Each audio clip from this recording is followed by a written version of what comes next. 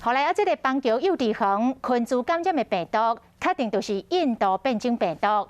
专家来提醒，目前社区有稳定的传播链，这个源头若是找无出来，恐惊疫情阁会拖一段时间。讲这个观察期就至少要有长到1个月。同时嘛，呼吁政府应该赶紧来开放到 BNT 疫苗，予高风险的族群甲长辈者参南来注射这个注射，它来提升到保护力。这个疫情警戒，敢有需要阁提升倒来3级呢？专家的看法差不多，讲爱看疫情的状况。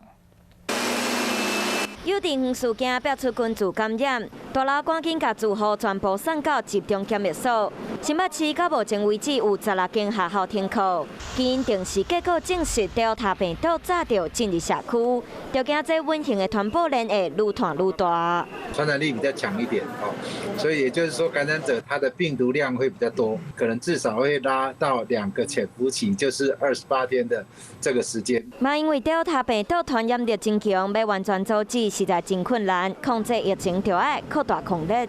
空气的流动比较不好的空间，也就是说室内的空间不是说非常远的接触那甚至表示说错身而过的话，也都需要做这方面的匡列，这样会比较安全。即马上重要的是拼疫苗的注射率。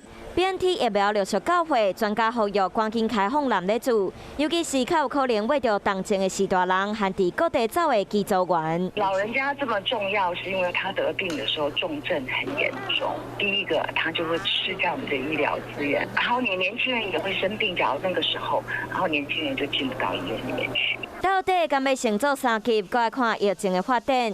不过专家拢认为，伫即马2级警戒之下，防疫策略要搁加严，才会当尽可能让疫情保持稳定。